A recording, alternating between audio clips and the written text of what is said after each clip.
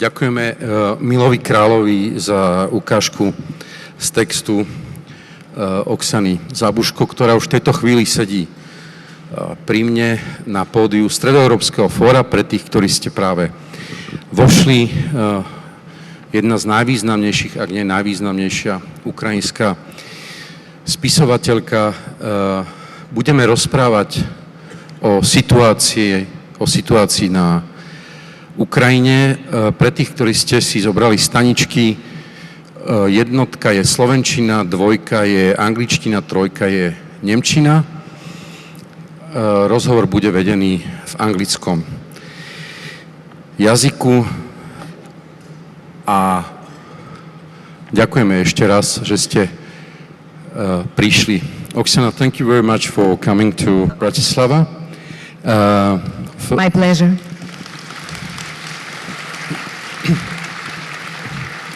First of all, I would like to express the sympathy of Central European Forum and visitors with Ukraine, with your country, which is under the permanent attack now since few years, but more intensively since the 24th of February. So my first question is, what was your night of 24th of February? Where did you find yourself? Well, actually, that's quite a story, because believe it or not, on February 23, my Polish publisher had arranged the book launch tour for my new Polish book.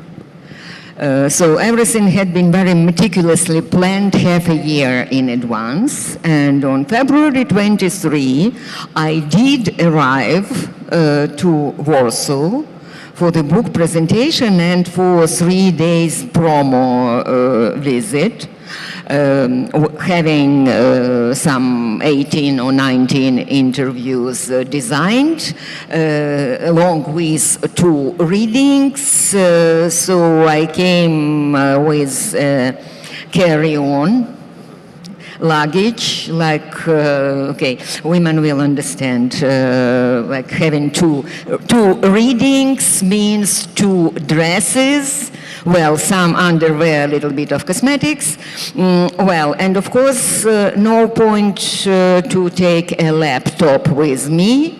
The smartphone will be enough because there will be no time with such an intense schedule. There will be just no free spare moment to open the laptop. So I left my laptop back home. Well, I'll be back on Saturday.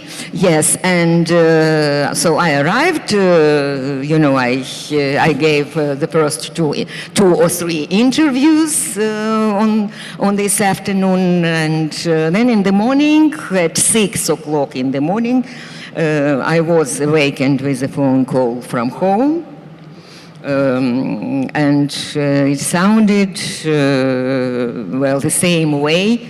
That was the phrase that millions of Ukrainians were exchanging this very moments. Honey, it's started. They are bombing us. What was your reaction?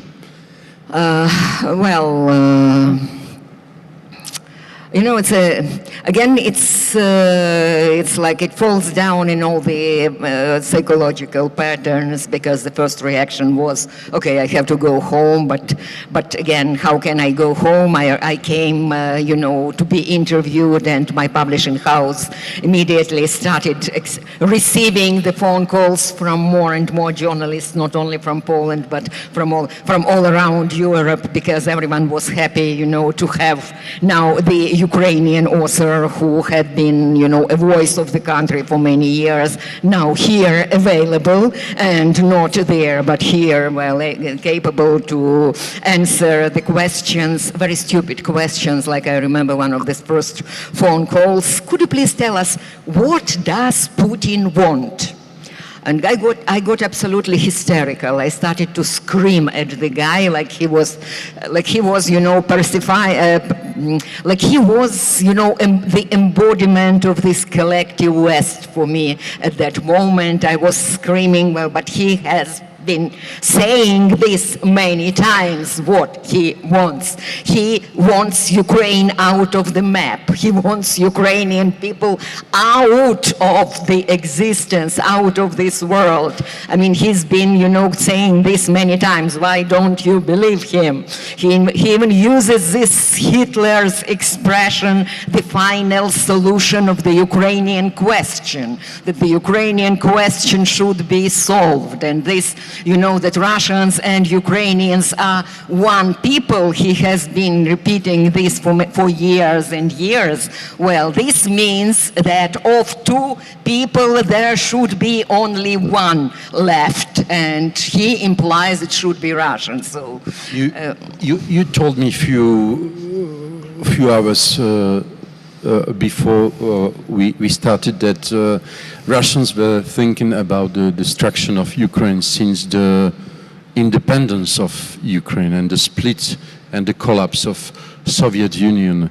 How do you explain that, this tradition of desire of destruction the neighbor country?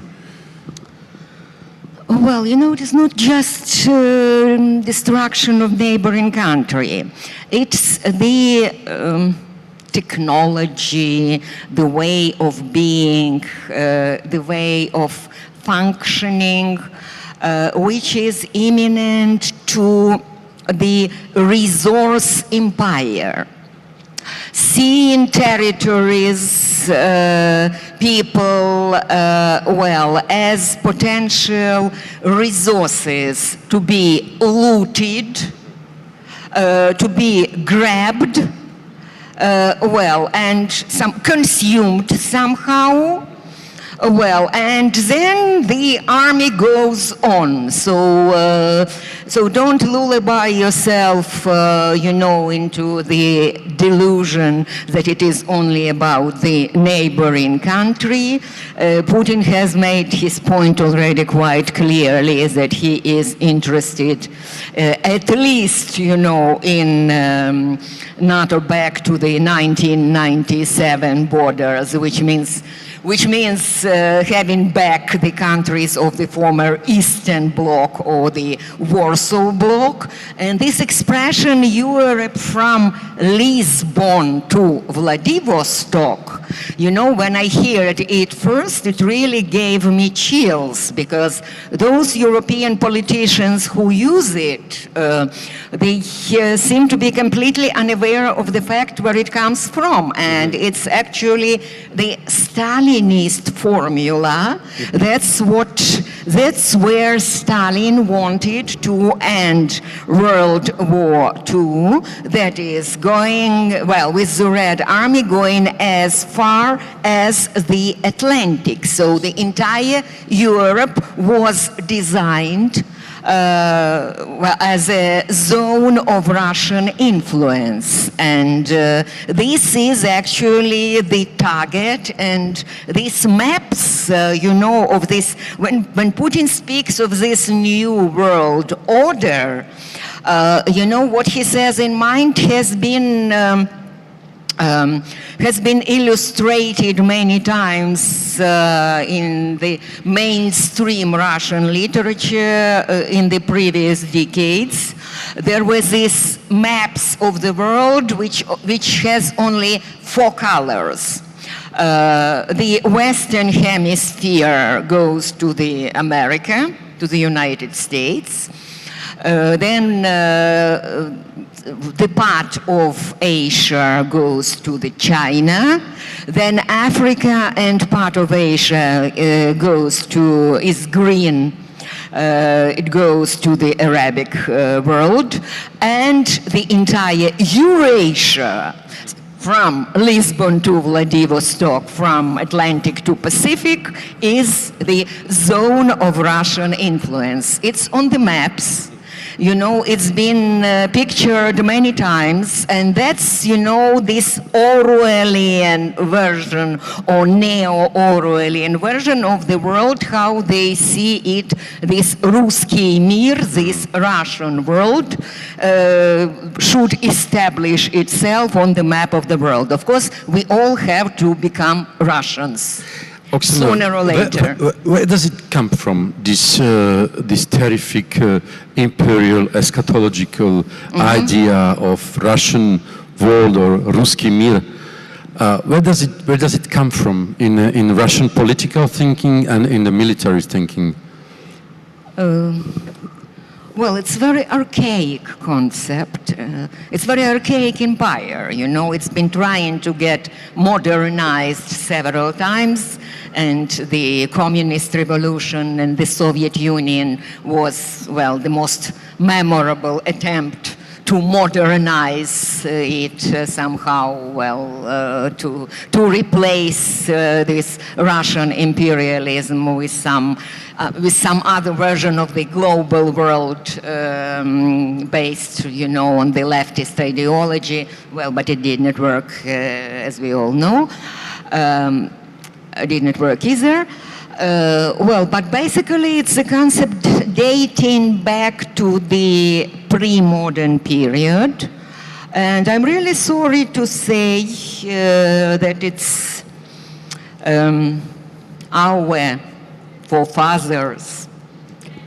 It's Ukrainians who are large to a considerable extent responsible for having invented this empire. Back in the late 16th century, when Ukrainian elites were at odds with Warsaw kings and were very unhappy with the Catholic expansion on the side of Poland and the religious discrimination on the side of Polish Commonwealth. So the fact that Ukrainian elites were not treated on equal parts because when they wanted to stay Orthodox made Kiev intellectuals, the intellectuals of Kiev Mohyla Academy, one of the first, you know, Eastern European universities, to create this concept of the Orthodox Empire, spiritually centered around Kiev, because Kiev is the second Jerusalem, it is the center, it is the capital of Eastern Christianity after Constantinople was taken by the Ottoman Empire. So, well, Ottomans, we should fight Ottoman Empire in the south, and we should fight Catholic expansion, Jesuit expansion from the west. And of course, the most immediate union, the most logical union should have been in the north, the Muscovy to which we, you know, we, Kiev, will give this European face. We will teach them, we will found monasteries, we will found universities. When Moscow University in the late 18th century was founded, the first university in Russia, well, then not the majority.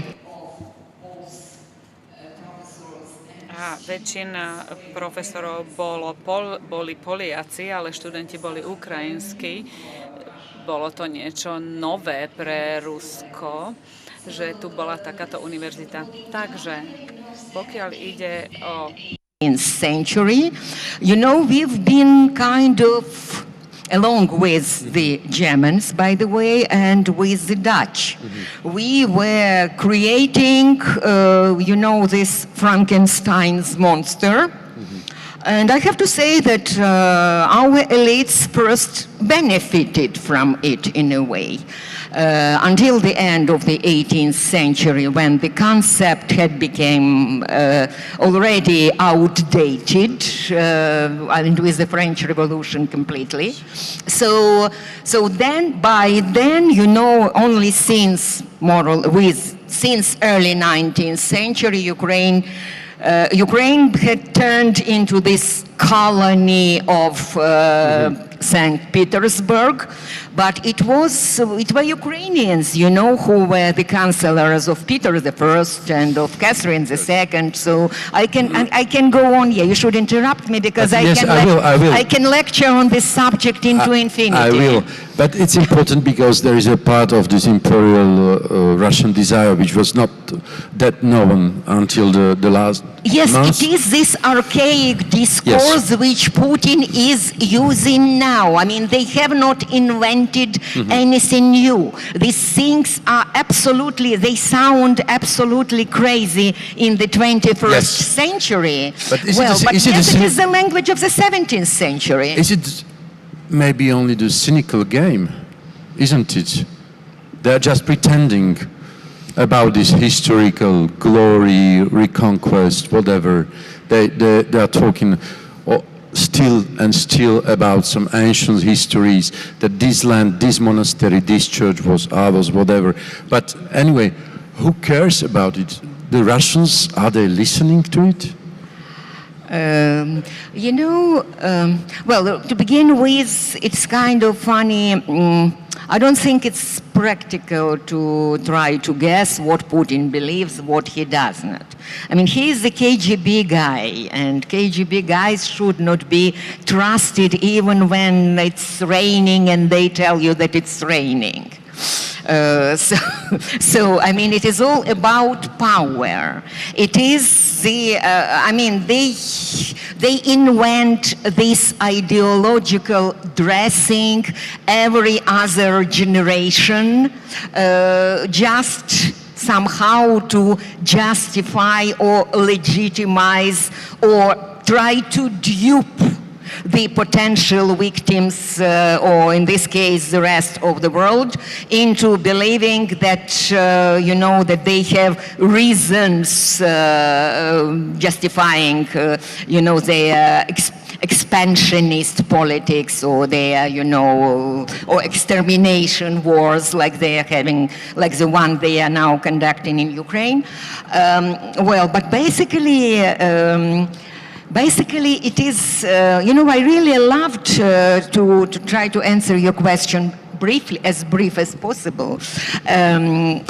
I really appreciate you choosing the opening part of the Museum of Abandoned Secrets for the presentation. At least those who are not familiar with my works maybe somehow get adjusted to the idea that, yes, I am notorious with these long sentences, and Ukrainian critics have this expression, Zabuzhko sentences, those lasting for two or three pages with, parentheses, digressions, and everything. So not by way of digression, but by way of getting back, to your question, I have to say that, yes, I like how British publicist Peter Pomerantsev have described this relation between Putin and his audience.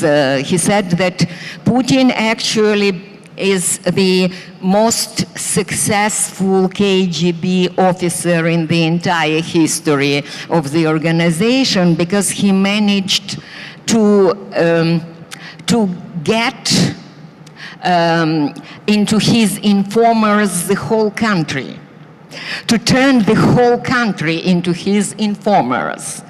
That is, it does not matter whether they believe him or not.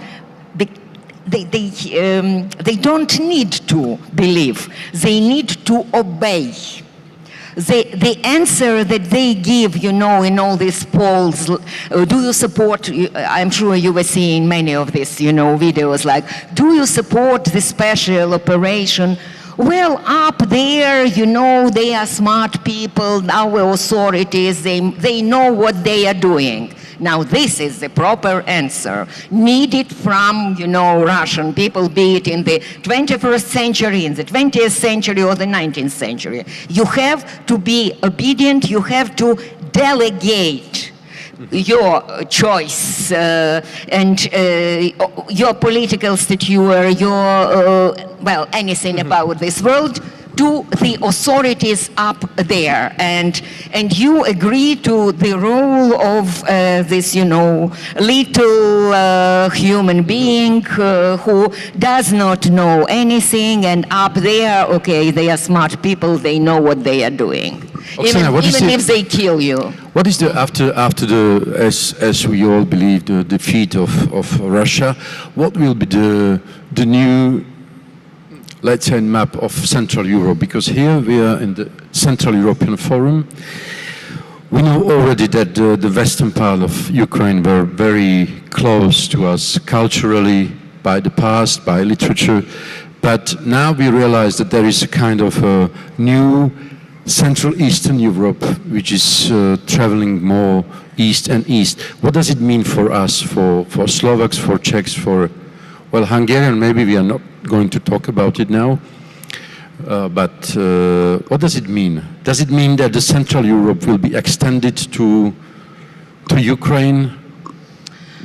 Well, it certainly will, but I think that lots of things are going to change within Europe as it is now, because this war presents a challenge for every European country, and it is being taken differently in every European country. In every European country, it triggers, you know, it touches the collective traumas belonging to the collective subconscious, so to speak. This war is about what we have missed in the history of the 20th century. This war is, I mean, Kremlin is, I mean, we are saying Putin, but I mean Putin can be replaced with any other Putin. It does not mean who will be appointed a new Putin tomorrow.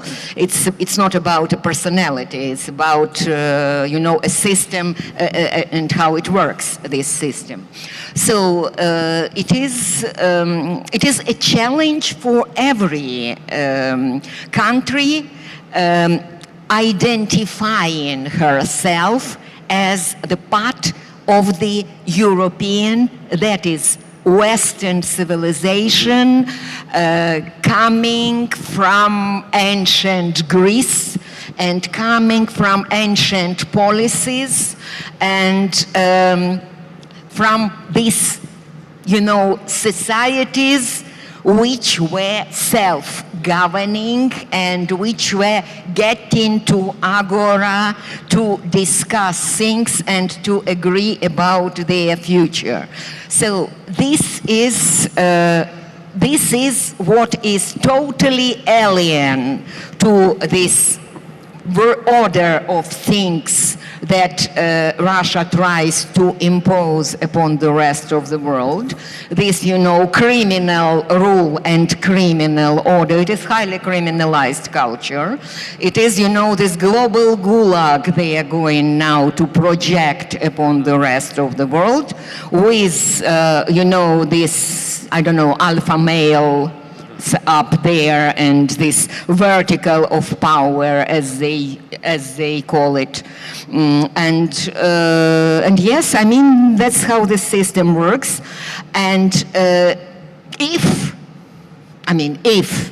God forbid, it won't be dismantled, but it will be preserved in whatever form.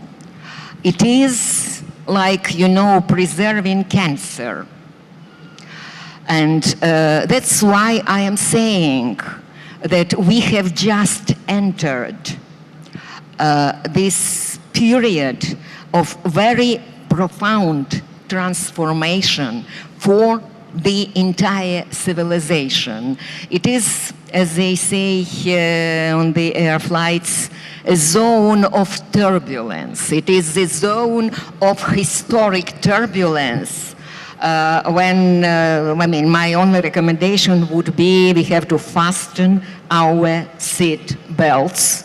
That is to be very much aware of the seriousness of the historical scale and the seriousness of historical challenges we are all facing. I'm not going to predict how the map of Europe is going to look in some 10 years or something. I have the very last question, because we are a little bit late. How does it impact your language, your artistic language, the living the life of the author in the country which was called or designed by Timothy Snyder as a bloody territories, and it's been now for more than 100 years. How does it impact your writing and your thinking? Well, it is not a short question. I am sorry, Michal. It might... You have 5 minutes. I have 5 minutes. Well, the problem is that, war is always a mighty interruption in your writing routine.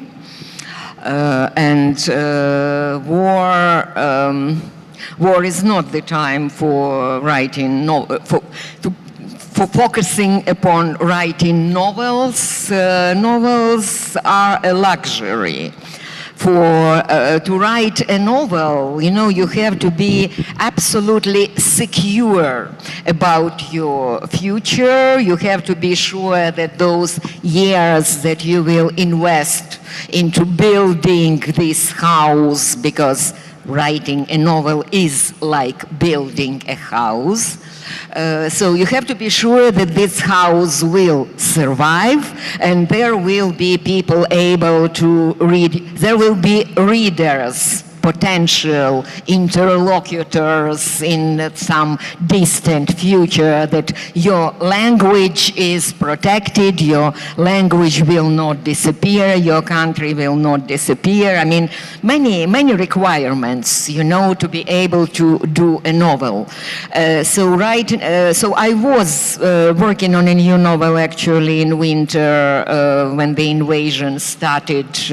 Again, I was interrupted, very rudely interrupted, and then I've done something which I have never been doing before in my entire literary career, and I have published over 20 books in Ukrainian, and if you think about all these translations and new editions and so on, I mean, I did ruin some forests, so to speak, in my literary career.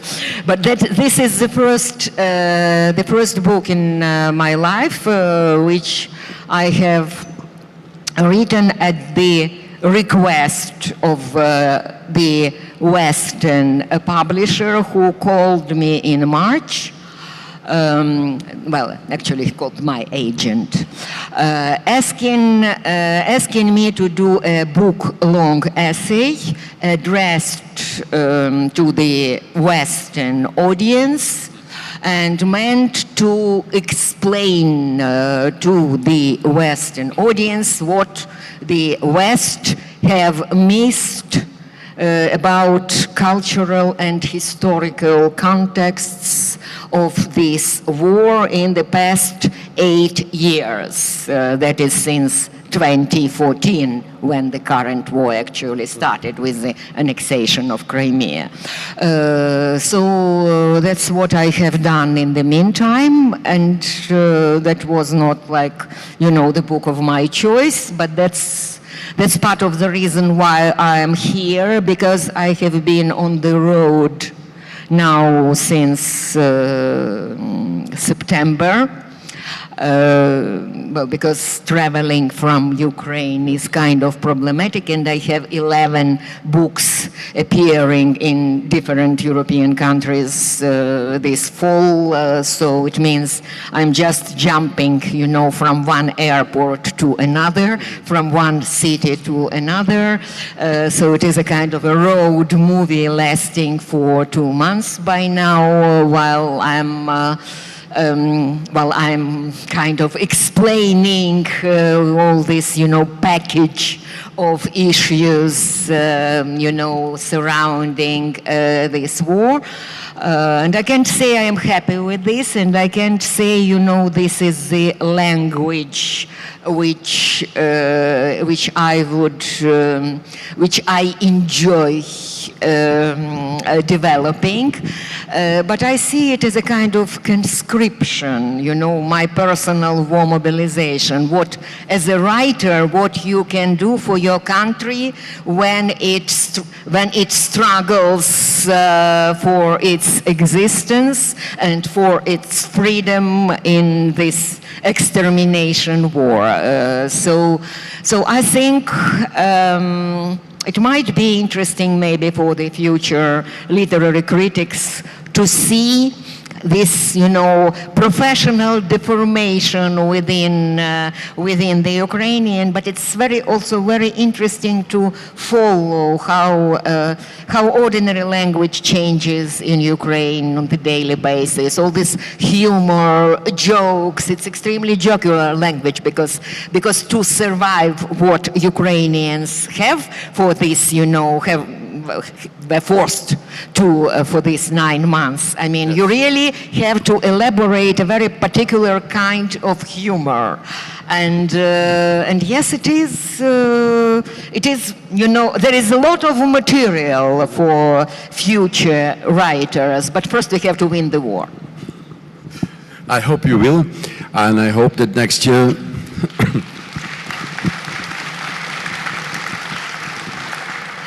we will talk about the language of the victory. But now we have to finish. Thank you very much, Oksana, for coming. Ďakujem pekne, že ste nás počuli. Thank you very much for listening to us. We will continue with our program. But first, Oksana Zabuzhko.